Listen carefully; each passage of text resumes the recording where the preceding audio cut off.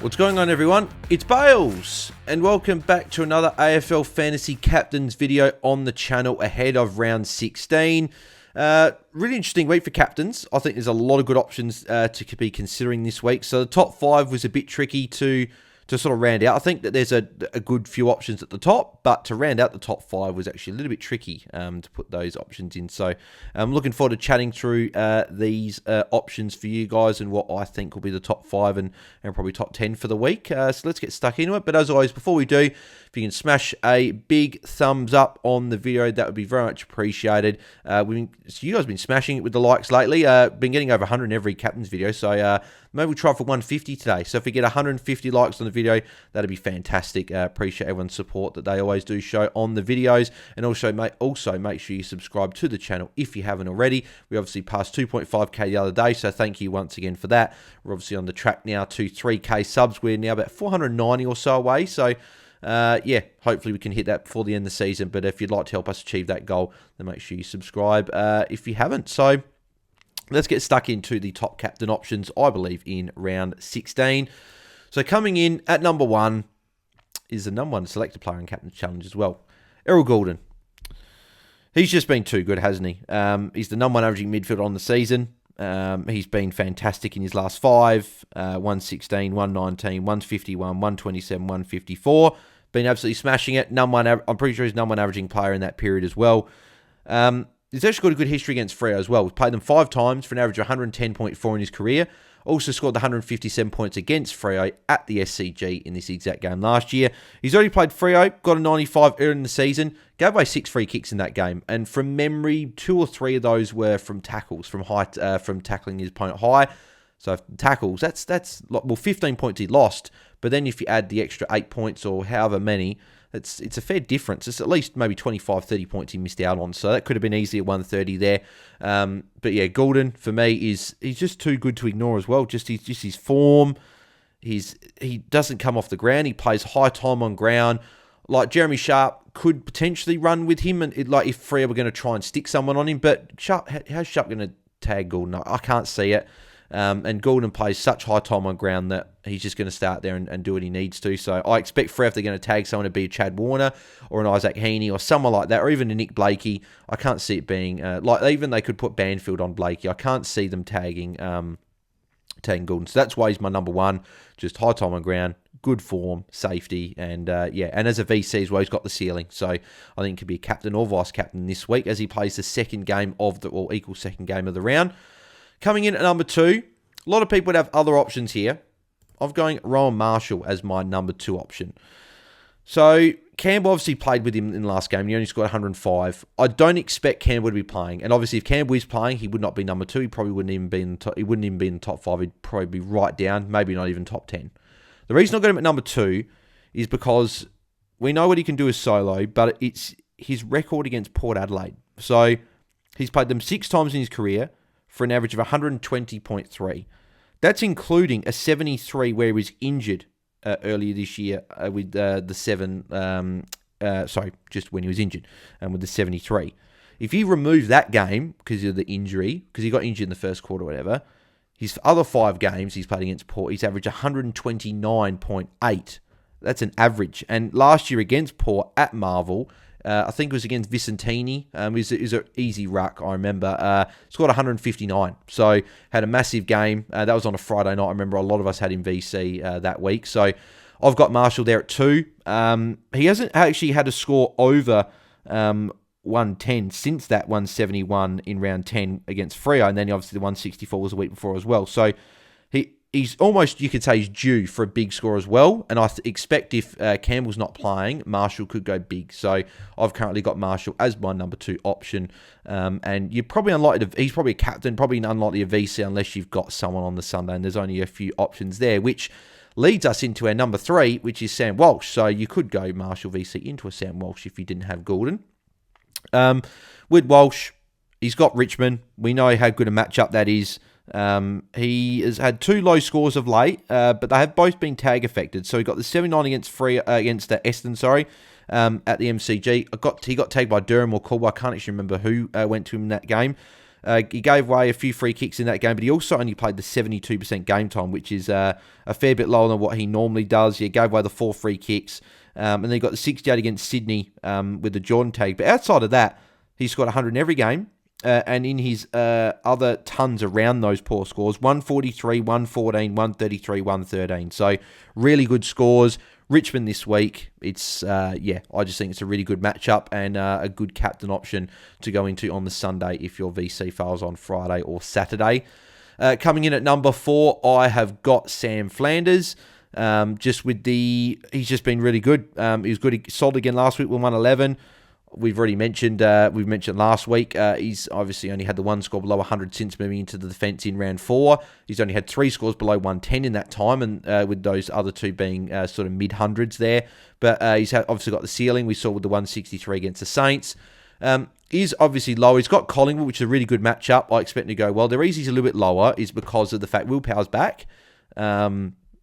Which I think eats a little bit into Flanders' ceiling.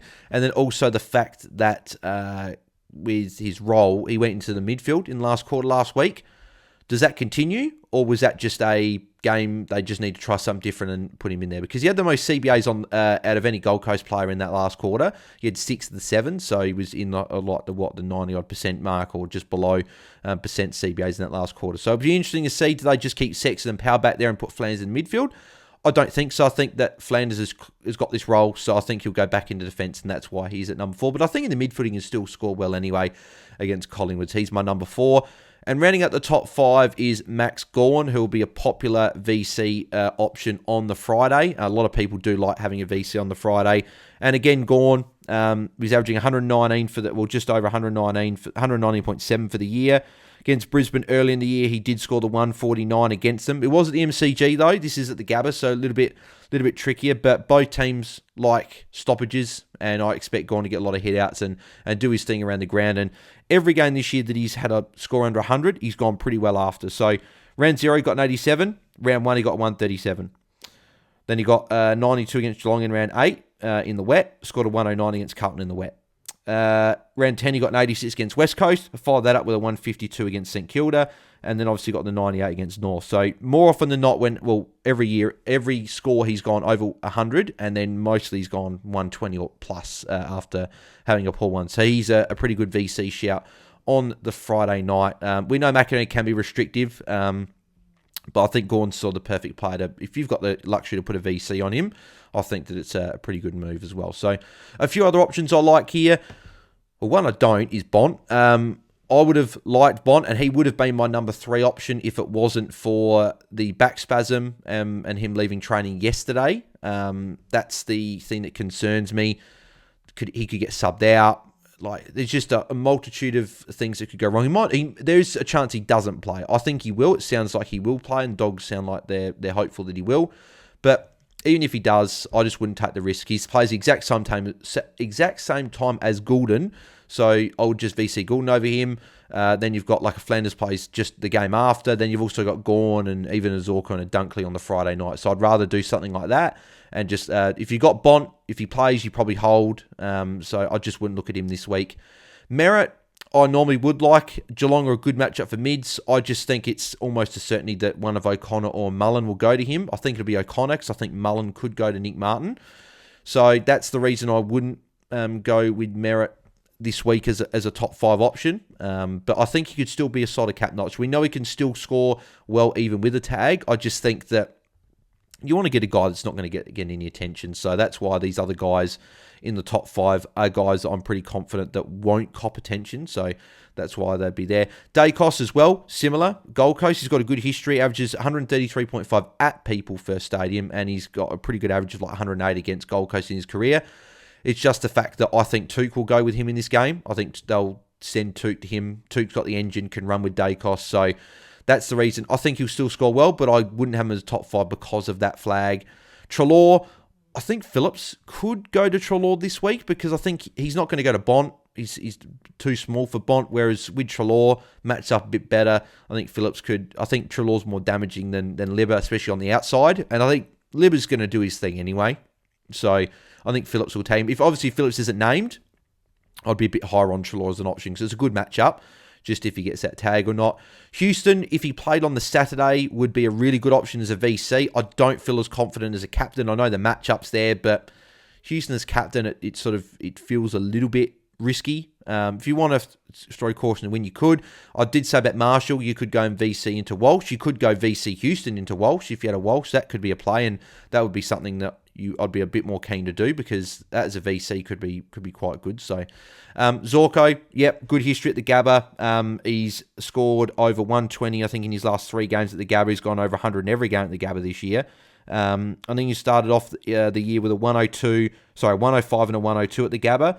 But in the other games, the Gabba, he's gone 127, 184, 148, and 125. So I think he could go quite well and could be another good VC shout on the Friday with a good ceiling. Dunkley has got a very good average against Melbourne in his career, so he could also be another VC shout there. Obviously had the good score last week at 118. Yeah, career average of 115.6. I'm pretty sure they're his favourite team one of his favourite teams to play against there. So Dunkley could be a shout. She's against the Dogs. Dogs, I think, will win quite well in this game. Sorry, North fans. Which means I don't think she's going to hit. And she's hasn't hit that ceiling score since moving into this different role, so I wouldn't look at him. Heaney's got the shoulder issue. Grundy only got an 83 against the Freo duo earlier in the year, so I wouldn't look at him this week.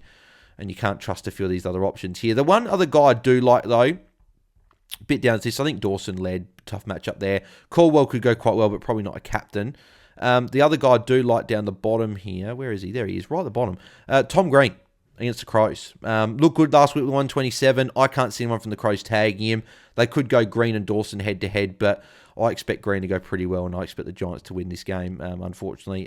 So I think Green will go quite well, and when he's not tagged, we know that he's got a ceiling. So he could be a good option on the Saturday night. That could be a bit different. Again, you could VC him if you want to go different there into a Marshall or a Walsh on the Sunday.